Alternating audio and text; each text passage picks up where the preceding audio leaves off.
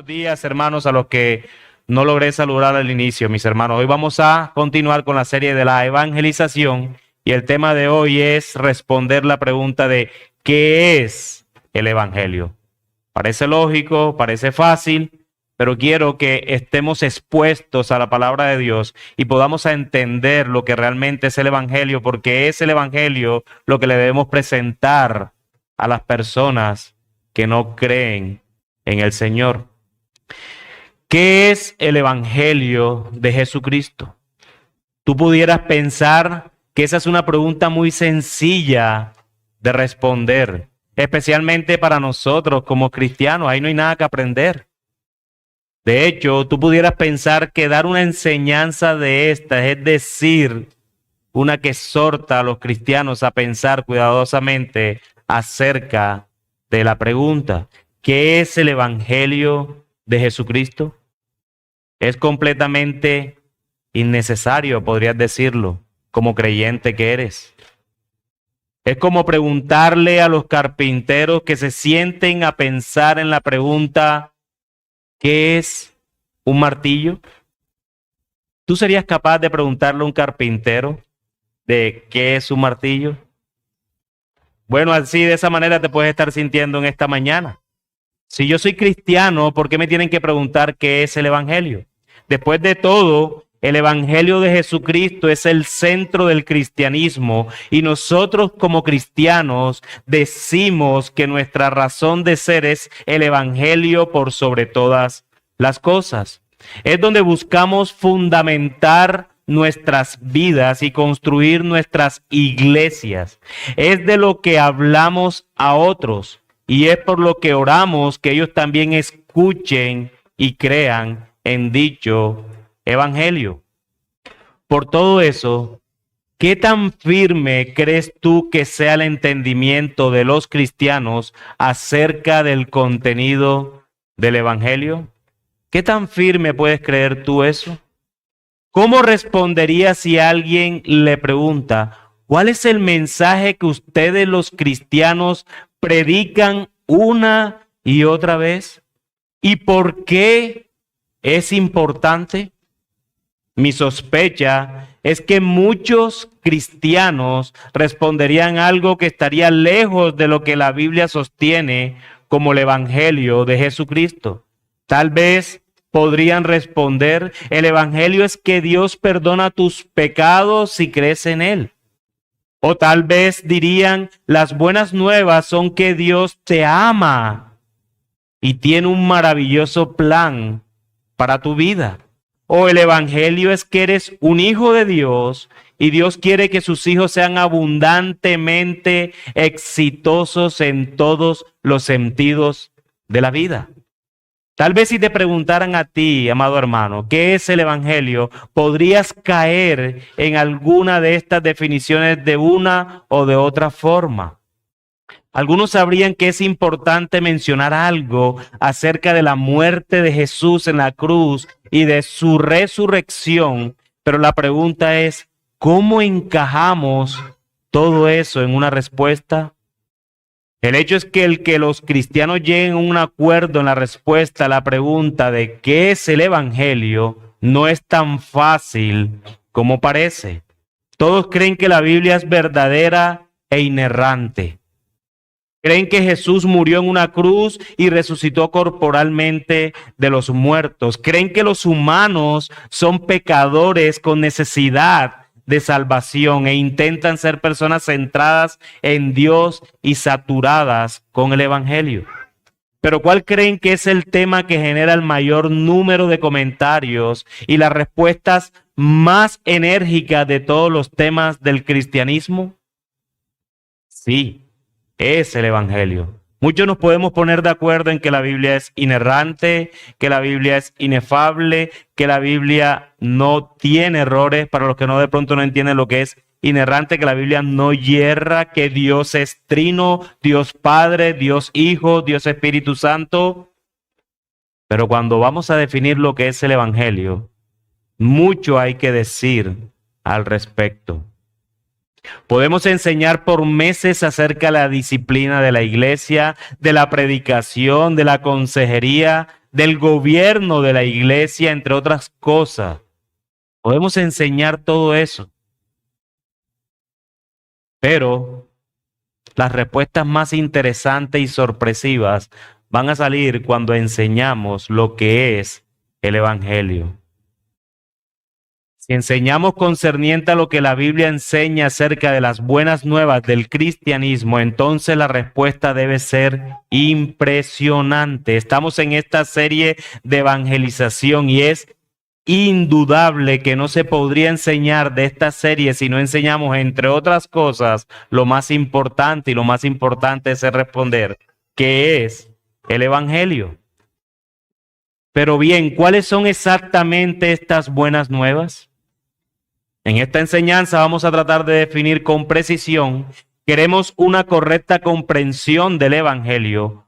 ¿Cuál es el mensaje que debemos dar los cristianos? ¿Es el que dice yo estoy bien? ¿Es el que dice Dios es amor? ¿Es acaso Jesús mi amigo o debo vivir correctamente? ¿Cuáles son las buenas nuevas de Jesucristo? ¿Cómo te acercas, amado hermano, a otra persona a predicarle el Evangelio? No, todo está bien, amigo. Solo tú necesitas es arrepentirte, pero todo está bien. Entonces, si necesitas arrepentirte, ¿por qué le dices que todo está bien? No, que Dios murió por tus pecados. ¿Cómo le presentas de que Dios murió por sus pecados si ni siquiera le ha presentado cuáles son sus pecados? En adelante voy a dar unas ideas de lo que no es el Evangelio para irla llevando a lo que realmente se debe enseñar del Evangelio cuando estamos evangelizando. Entonces, en primer lugar, el Evangelio no es decir que sencillamente estamos bien. En primer lugar, el Evangelio no es decir que sencillamente estamos bien. Da la impresión de que algunas personas piensan que el cristianismo es fundamentalmente una sesión de terapia religiosa, donde sentados juntos tratamos de ayudarnos unos a otros a sentirnos bien sobre nosotros mismos. Los bancos de la iglesia son los sofás terapéuticos. El predicador hace preguntas que te lleven a pensar de que tú eres bueno y que todo está bien. El texto para explicar es tu propio ser interior, no es la escritura. Y aun cuando hayamos terminado de revisar nuestras profundidades internas, la pregunta que se deben hacer es ¿por qué nos sentimos con tanta frecuencia vacíos? O peor todavía, aún después de esas charlas terapéuticas, aún se siguen sintiendo como algo sucio. ¿Hay algo al respecto o hay algo respecto a nosotros o a nuestras vidas que está incompleto o equivocado? A ustedes cuando les predicaron un evangelio no bíblico, no se hacían estas preguntas, no decían como, pero yo creo, aún con todo lo lindo que me hablan, no me siento completo. Una celebridad que era entrevistada en la televisión después de la muerte de un amigo íntimo, lloroso, esta celebridad exclamó, ¿por qué todo lo que amo muere? Sí, es cierto. La Biblia rechaza absolutamente la idea de que estamos bien. La Biblia enseña que por medio de nuestros primeros parientes, ¿quiénes fueron nuestros primeros parientes? Adán y Eva, todos nosotros fuimos seducidos por la desobediencia a Dios. Por lo tanto, no somos justos ni estamos en buenos términos con Dios. De hecho, nuestro pecado es tan serio que Jesús enseñó que nosotros necesitamos un nuevo nacimiento, lo que dice Juan capítulo 3. Y Pablo enseñó que necesitamos ser creados de nuevo en la primera carta a los Corintios en el capítulo 15. Tal como vemos en Efesios 2, estamos muertos en nuestros pecados y transgresiones. ¿Tú sabes lo que son las transgresiones? Son pecados definidos estos como el traspasar ciertos límites y los límites son colocados por Dios mismo. Nuestras transgresiones pueden no parecer tan evidentes y ofensivas, pero a lo mejor son igualmente mortales para nuestra relación con Dios. Pablo dijo en Romanos capítulo 6, versículo 23, la paga del pecado es ¿qué? Es muerte. Él no dice la paga del pecado tal es muerte. La paga del pecado de que tú hagas una cosa tan grave es muerte. Él dice la paga del pecado es muerte. Y pecado es pecado. Llámese el más asesino, el más violador de todos en el mundo. O tú que tal vez lo único que has hecho es hacer una mentira piadosa, una mentira blanca. Para Dios es exactamente lo mismo. Entenderemos más del por qué y cómo esto es así, echando un vistazo a la carta de Santiago. Santiago dijo, porque el que cumple con toda la ley, pero falla en un solo punto, ya es culpable de haberla quebrantado toda. Pues el que dijo, no cometas adulterio, también dijo, no mates. Si no cometes adulterio, pero matas, ya has violado la ley. Observa la gravedad de cada pecado. El punto que Santiago pone de manifiesto es que las leyes de Dios no son simples estatutos externos aprobados por un congreso en el cielo. No. La ley de Dios es la expresión del propio carácter de Dios. Infringir esta ley, vivir a espaldas de esta ley de Dios es exactamente lo mismo que vivir a espaldas de Dios.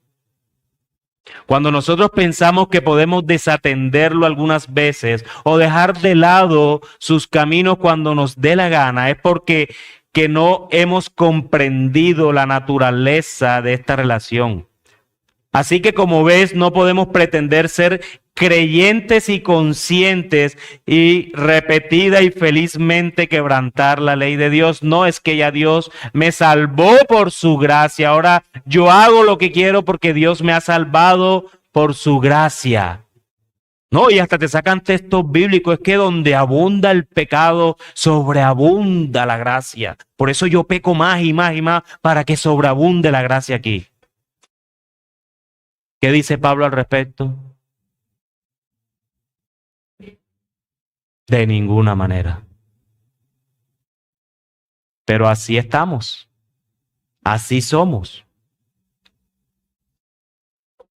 Hemos cruzado los límites que Dios ha establecido para nuestras vidas. Le hemos contradicho tanto en la letra como en el espíritu de sus instrucciones para nosotros. Por tanto, no solo nos sentimos culpables, sino que somos culpables delante de Dios. No es solo que te sientas, sino que lo somos. Somos culpables delante de Dios. No estamos en conflicto con nosotros mismos, como muy bien lo dicta muchos psicólogos. Estamos en conflicto es con Dios. Desobedecemos la ley de Dios una y otra vez, y lo hacemos porque estamos, como lo afirma Efesios 2, muertos en nuestros pecados y transgresiones.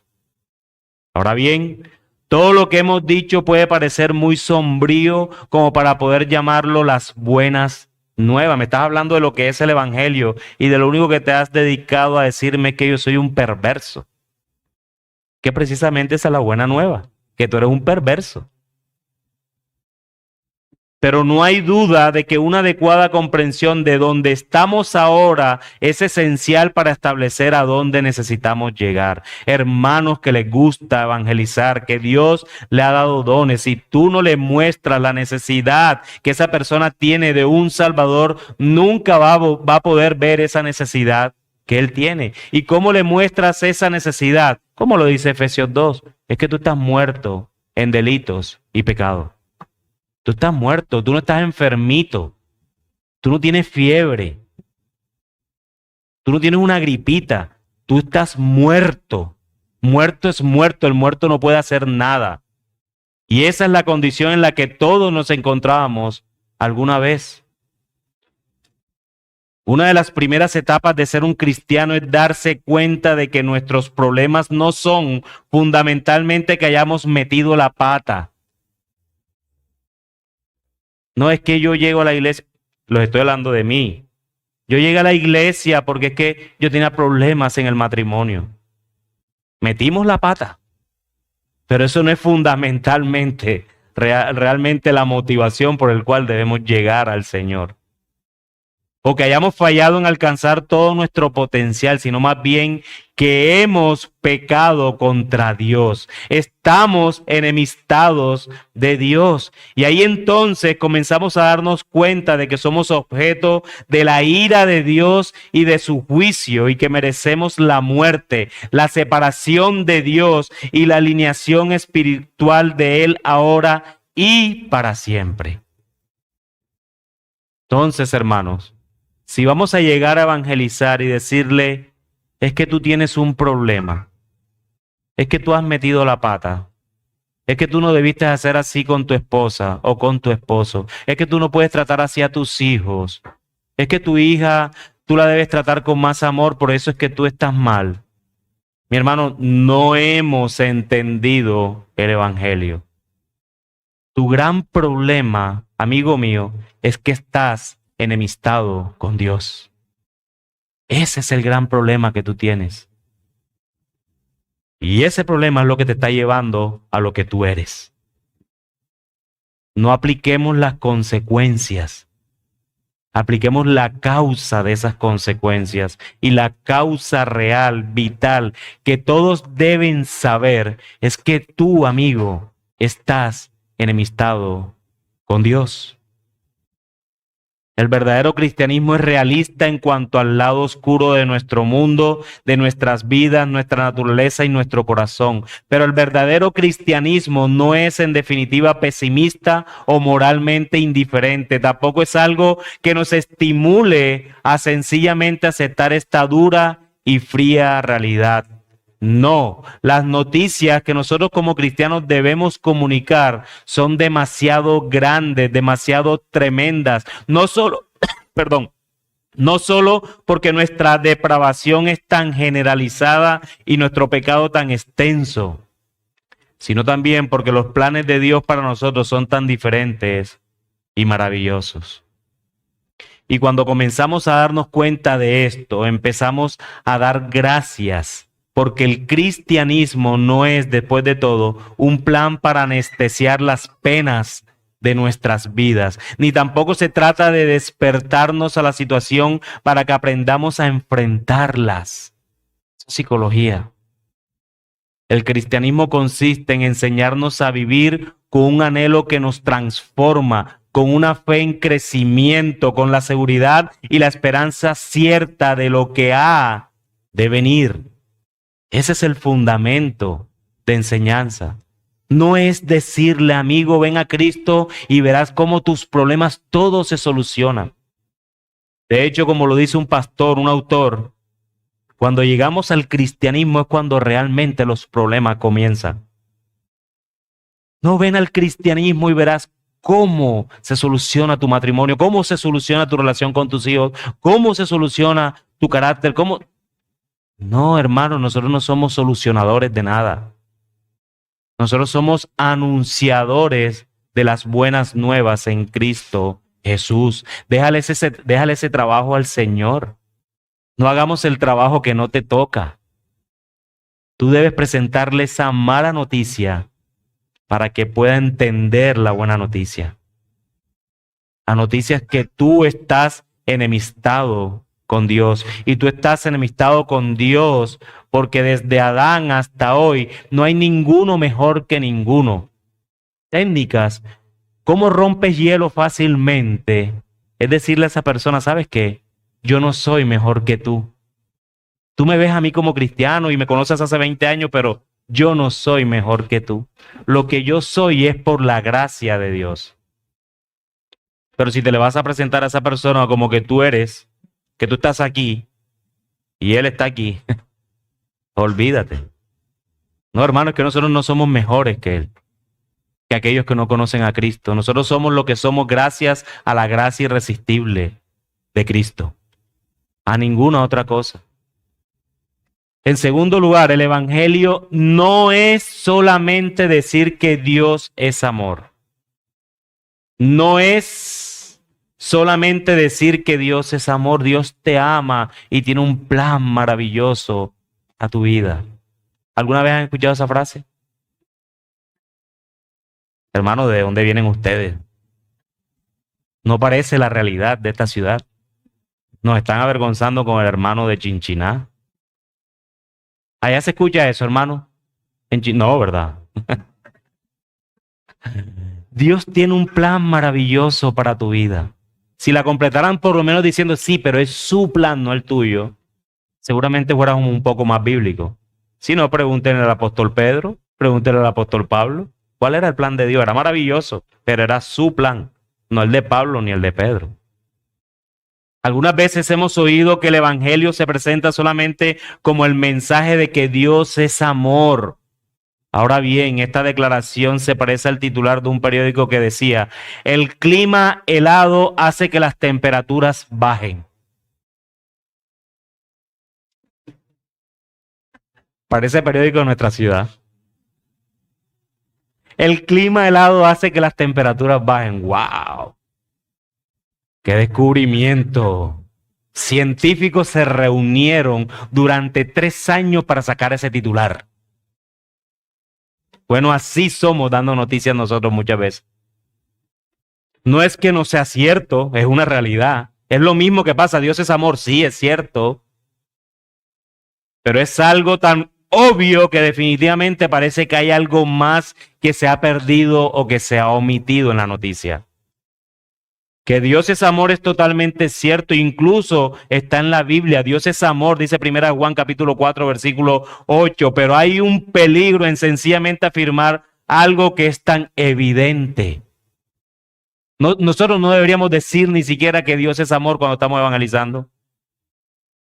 Porque esa persona en su gracia común debe entender de que yo estoy vivo, no sé ni por qué. Porque Dios es amor. Ahí te tengo la respuesta. Quizás tengamos una pequeña percepción de lo que es amor cuando como padres le decimos a nuestros hijos que por una buena razón que nosotros sabemos, ellos no pueden hacer algo que ellos quieren. ¿Y cuál es la respuesta frecuente? Si de verdad me amaras, dicen los hijos, me dejarías hacerlo. Tú no me quieres, porque si me quisieras, dejarías que yo hiciera esto. Esto sí que está muy, pero muy mal dicho. Pero es una falsedad que así como es sutil, también puede ser significativa. El amor no es cuestión de siempre permitir todo a nuestros hijos. De hecho, algunas veces el amor impide y otras veces castiga. Otras veces disciplina. La palabra de Dios dice que Él nos ama y porque nos ama, ¿qué hace? Nos disciplina, nos da azotes.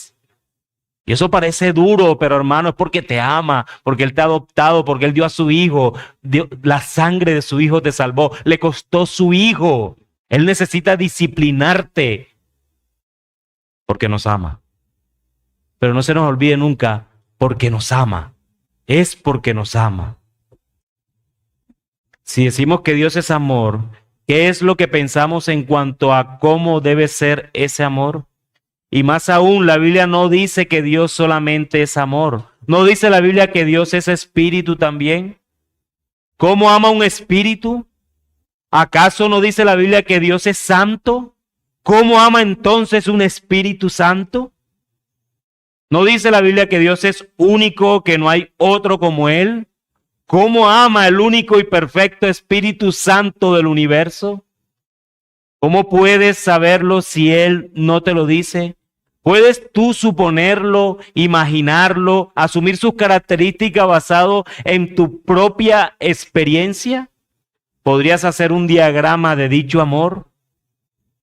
Juan Calvino dijo al respecto: es evidente que ningún hombre puede llegar al pleno conocimiento de sí mismo sin haber contemplado antes el carácter divino y luego descender a la consideración del suyo, porque nuestro natural orgullo es tal que invariablemente nos valoramos a nosotros mismos como justos, inocentes, sabios y santos, hasta que somos convencidos por pruebas irrefutables de nuestra injusticia, corrupción, falsedad e impureza. Pero nunca somos conscientes de esto en la medida que limitamos nuestra atención a nosotros mismos y no buscamos al Señor, quien es el único estándar por el cual seremos juzgados. Claro, hermano, si tú te pones al frente de la foto de Adolfo Hitler, tú eres un angelito. Tú eres una belleza. Pero es que nuestro estándar no es ni él ni ningún otro. Nuestro estándar es Cristo. Cuando entendemos eso y miramos en el espejo a Cristo, entonces tú eres perverso, tú eres injusto, tú eres aborrecible, tú eres impuro. Entre otras cosas importantes, debemos tener en cuenta lo siguiente: Dios se revela a sí mismo como el Dios que requiere santidad de todos aquellos que quieran estar en una relación amorosa con Él. Como lo dice la Biblia, sin santidad nadie verá al Señor. No la sabemos todas, hasta ahora no he fallado en una. Es solamente con una comprensión de algo del carácter de Dios, su justicia, su perfección, que podemos comenzar a entender el tremendo significado de decir que Dios realmente es amor. Y este amor tiene tal profundidad, esencia, plenitud y belleza, por lo cuales nosotros en nuestra situación actual apenas podemos comenzar a maravillarnos. No es Dios es amor y Él te ama tal y como tú eres. ¿Lo han escuchado? Y Él es tan amoroso que Él te deja como tú eres y Él va haciendo las cosas y Él se va acomodando a lo que tú desees en tu corazón. Ese no es el Dios de la Biblia. Ese es el Dios que todos los hombres quieren, pero no es el Dios de la Biblia, porque Dios te ama a pesar de lo que tú y yo somos. Dios nos ama a pesar de nosotros y es tan amoroso que jamás nos va a dejar tal y como somos. Eso es el verdadero amor. ¿Y duele? Sí, porque te tiene que borrar y te tiene que tratar de tal manera que te tiene que destrozar para volver a formarte a la imagen de su Hijo Jesucristo. Y eso duele. Los cincelazos duelen. Y duele mucho. Pero lo hace porque nos ama. Ese es el verdadero amor de Dios. Si Dios te deja tal y como tú eres y te deja toda la vida como tú eres, créeme que tú no tienes al Dios de la Biblia. Y va a sonar duro, pero tú eres un bastardo, como la misma Biblia lo dice. Si tenemos un Padre, Él nos ama, y si nos ama, nos va a tratar de tal manera a llevarnos a la imagen de su Hijo. Y eso duele. Pero bendito sea el Señor de nuestro bendito Señor Jesucristo, porque no nos deja como somos. Pero el Evangelio también, en tercer lugar, no es sencillamente decir que Jesús quiere ser nuestro amigo. ¿Lo han escuchado alguna vez? Dios quiere, Él desea ser tu amigo. ¿Ah? Algunas veces el mensaje del Evangelio es presentado de una manera tan superficial diciendo Jesús quiere ser nuestro amigo, o con una pequeña variación de lo mismo, Jesús quiere ser nuestro ejemplo. Sin embargo, el Evangelio cristiano no es un asunto de simple autoayuda, ni de sentar un buen ejemplo, ni tampoco es una relación que debe ser cultivada. Eso simplemente es moralismo. Y muchos moralistas pueden o van camino al infierno. El cristianismo no es moralismo. El moralismo es una de sus consecuencias, pero no es moralismo. Hay un pasado real con el cual se debe lidiar y pecados reales que se han cometido. Hemos incurrido en verdadera culpabilidad. ¿Qué hará nuestro Dios santo? Aún así, Él en su amor quiera un pueblo para sí mismo. ¿Cómo lo obtendrá sin sacrificar su propia santidad? Eso es lo que deberíamos preguntarnos. Eso es lo que realmente nosotros deberíamos preguntar. ¿Acaso Jesús se encarnó sencillamente para decirnos que el pecado no es mayor cosa y que sencillamente los va a olvidar y perdonar? ¿Cuál sería el efecto en la moralidad y carácter de Dios si Jesús hiciera eso? Dios no fuera justo entonces. Y si no es justo, ya no es Dios. Y si ya no es Dios, entonces ¿a quién seguimos? ¿Qué quiere Jesús? ¿Qué vino a hacer? Lo que es sorprendente cuando estudiamos el Evangelio es que encontramos que Jesús escogió, decidió morir. Esto es lo que Jesús presenta como el centro de su ministerio. No lo enseña ni lo dice explícitamente, sin embargo, él dijo, ni aun el Hijo del Hombre vino para que le sirvan, sino para servir y para dar su vida en rescate de muchos, dice el Evangelio de Marcos en el capítulo 10, versículo 45. Jesús mismo enseñó que esta elección era para glorificar al Padre mediante su muerte en la cruz como parte fundamental de su ministerio. Entonces, no es sorprendente que el centro y el enfoque de los 4 evangelios se refiere a la crucifixión de nuestro bendito Señor Jesucristo. ¿Qué significa eso? ¿Cómo podría un evento que parece tan horrible ser el centro de algo llamado buenas noticias? ¿Cómo algo tan horrible que pasó, un evento tan horrible que se ve, morir en la cruz, que en la época de morir en la cruz era lo más horrible que una persona podría recibir? ¿Cómo eso tú me puedes decir que es una buena noticia? El Nuevo Testamento comenzó a explicar este evento incluso antes de que sucediera en las palabras del propio Jesús.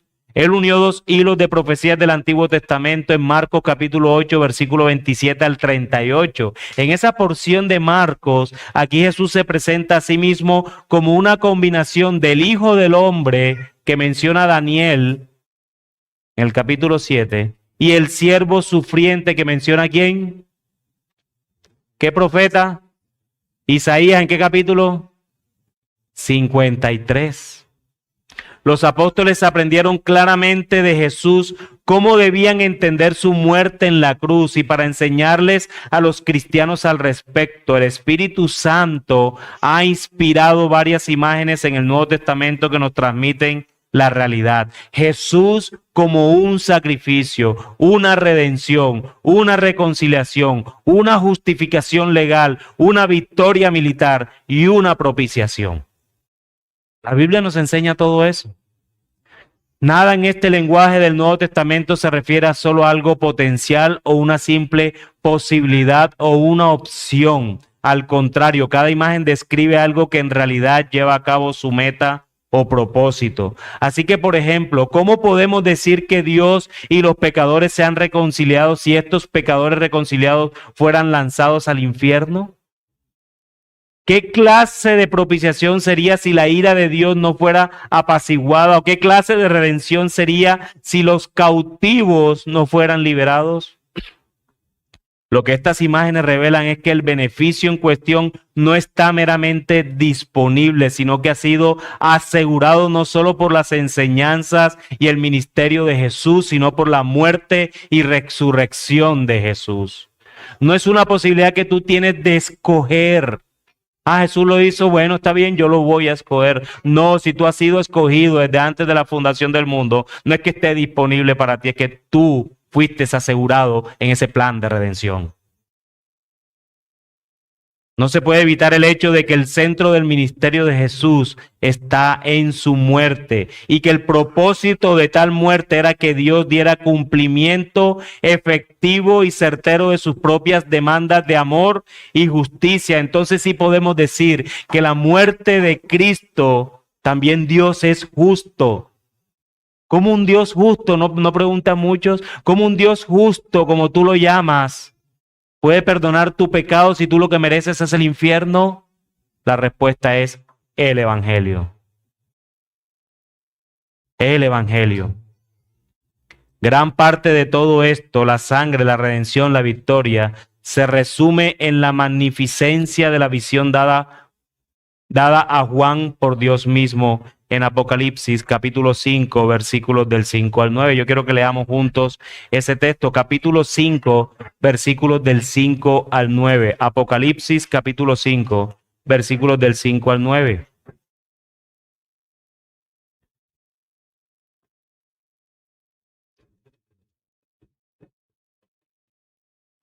Dice así: uno de los ancianos me dijo, deja de llorar. Ahí está hablando Juan, obviamente el apóstol, que ya el león de la tribu de Judá, la raíz de David, ha vencido. Él sí puede abrir el rollo y sus 7 sellos.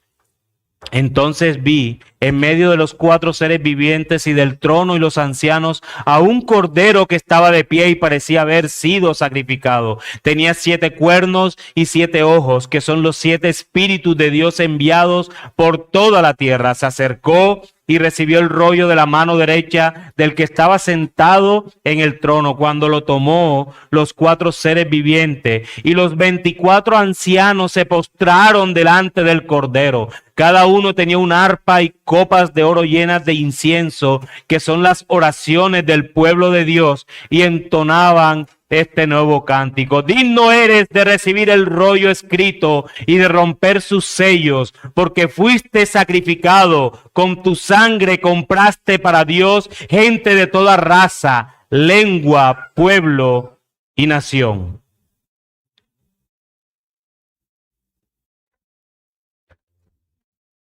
Mis hermanos, Cristo no es solamente nuestro amigo. Darle preeminencia a Jesús como amigo es como condenarlo a darle una alabanza tenue. Él es nuestro amigo, pero es mucho más que eso. Por su muerte en la cruz, Cristo es el Cordero que fue sacrificado por nosotros, nuestro Redentor, el único que ha hecho la paz entre nosotros y Dios, quien llevó nuestras culpas sobre sí mismo, quien ha conquistado a nuestros más mortíferos enemigos y ha calmado la justa ira de Dios.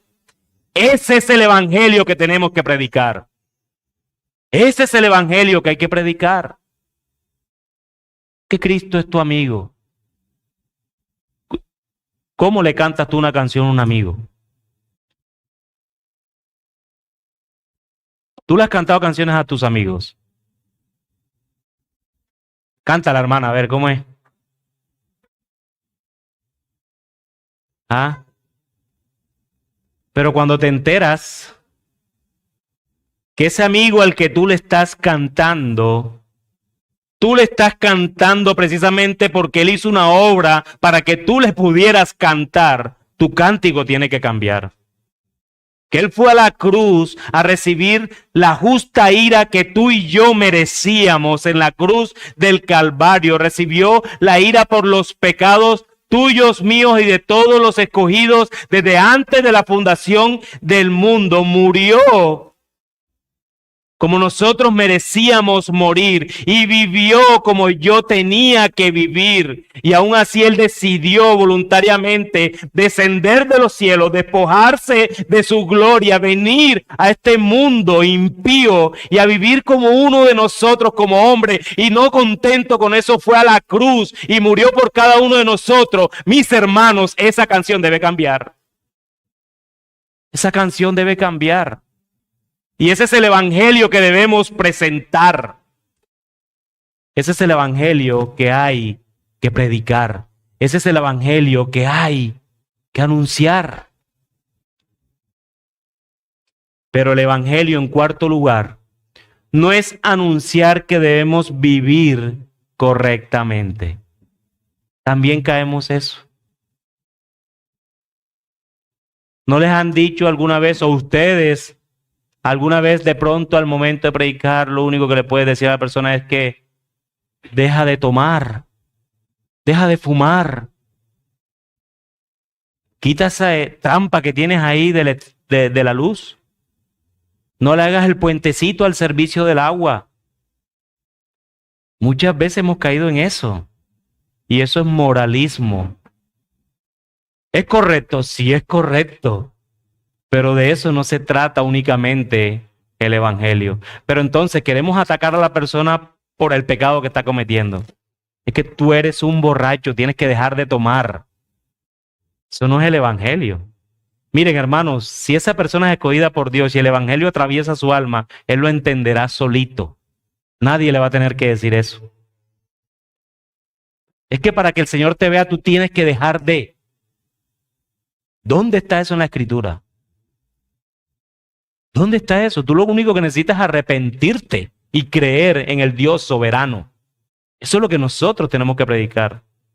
Confundir el evangelio con vivir correctamente es uno de los errores más comunes cuando presentamos al Cristo de gloria. Algunas veces la gente piensa que las noticias que trae la Biblia son tan solo que debemos vivir vidas moralmente aceptables. En oportunidades se presenta el cristianismo como poco más que tener virtudes públicas y privadas. A los cristianos solo se les enseña a hacer cosas religiosas, tales como el bautismo, la cena del Señor y asistir a la iglesia. Mi hermano, ¿tú eres creyente? Sí, ¿por qué? Es que yo voy a la iglesia los domingos. Yo me bauticé. Si esa es tu respuesta cuando te preguntan de por qué eres creyente, no has entendido el evangelio. No lo has entendido. La vida cristiana no es más que obedecer los 10 mandamientos y la gran comisión, leer nuestras Biblias y orar. Ser cristiano significa edificar la comunidad, ayudar a los otros, ayudar en la cocina y conservar edificios históricos en vez de construir parques de estacionamiento. No obstante, aun cuando esto parezca sorprendente a quienes piensan así, el evangelio bíblico no trata principalmente de nuestro amor y poder. Ser un cristiano no es simplemente vivir en amor o vivir por el poder del pensamiento positivo o hacer cualquier cosa que podamos hacer nosotros mismos. El evangelio llama a una respuesta más radical que todo lo que hemos señalado. El evangelio, como ves, no es un simple aditivo que viene a hacer mejor nuestras vidas, ya de por sí que son buenas. No, es que yo lo único... ¿No has escuchado eso? Lo único que yo necesito es a Cristo, porque el resto ya yo todo lo tengo. Hermano, necesitas todo, porque no tienes nada. Eso es lo que debemos responder. A mí lo único que me hace falta es Cristo. Y no te preocupes que yo cuando esté más viejo, seguramente, ¿no le han dicho eso? Cuando yo esté más viejo, yo llego porque llego. Eso es soberbia, es orgullo. Se están lapidando solos. Pero es lamentable. Si nosotros no presentamos este mensaje con urgencia, pero bíblicamente, hermanos, no hacemos nada. El evangelio es un mensaje de maravillosas buenas nuevas que vienen para aquellos que se dan cuenta de su justa desesperación ante Dios. Entonces, ¿cuál es la respuesta apropiada? ¿Qué es lo que tú debes hacer cuando tu propia sensación de necesidad, tu comprensión de Dios y de Jesucristo comienzan a amalgamarse? ¿Saben lo que es amalgama? Yo lo sé porque sí me han puesto calzas. Entonces siempre la doctora dice, trae la amalgama. Yo me imagino que es algo que se va haciendo así.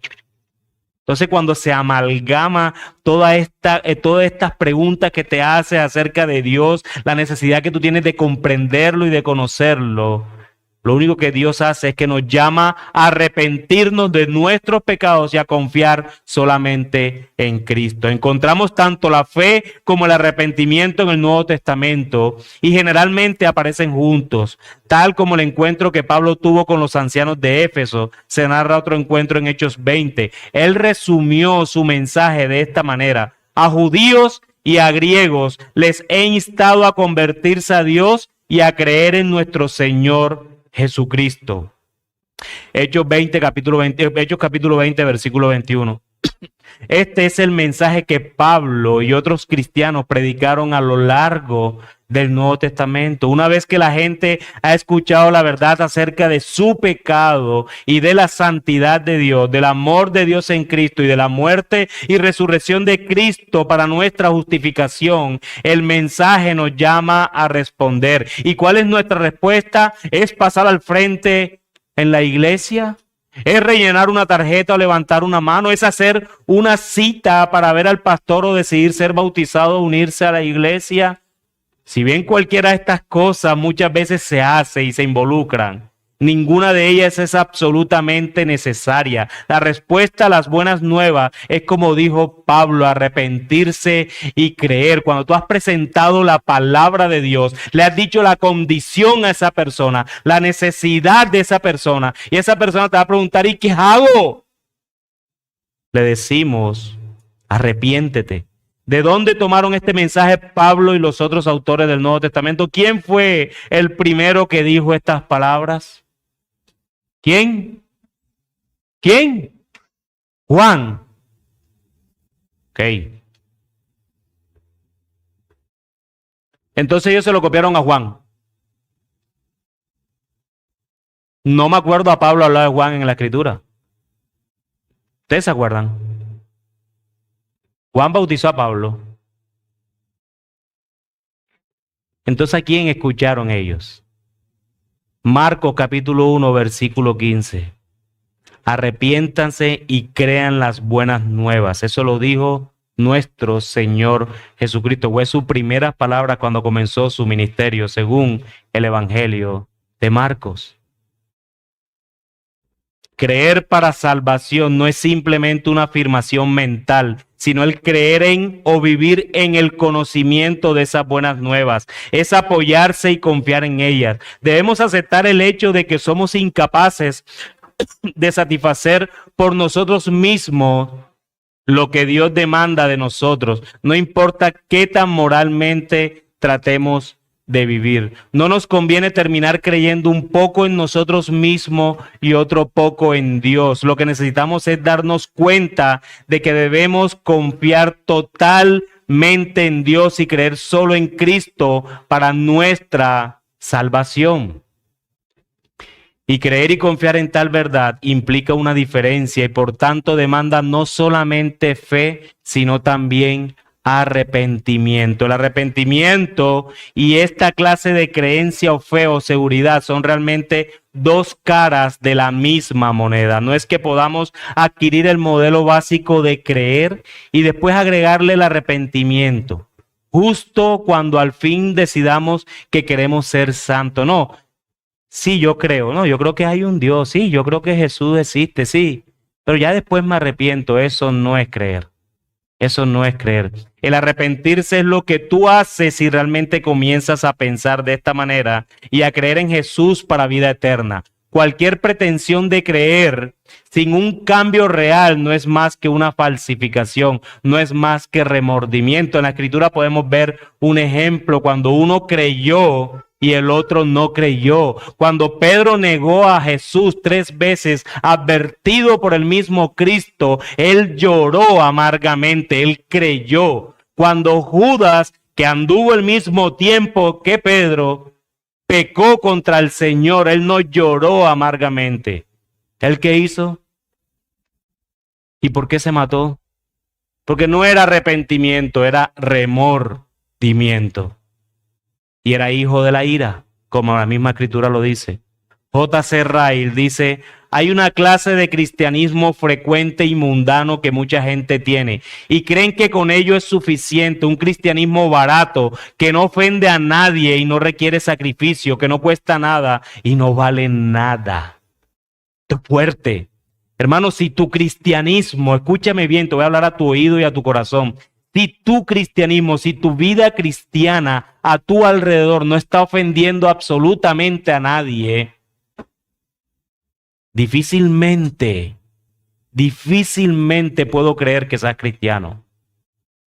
Te lo digo con preocupación, te lo digo con corazón de pastor, porque realmente tu cristianismo, mi cristianismo, siempre tiene a alguien que ofender. Siempre tiene a alguien que ofender.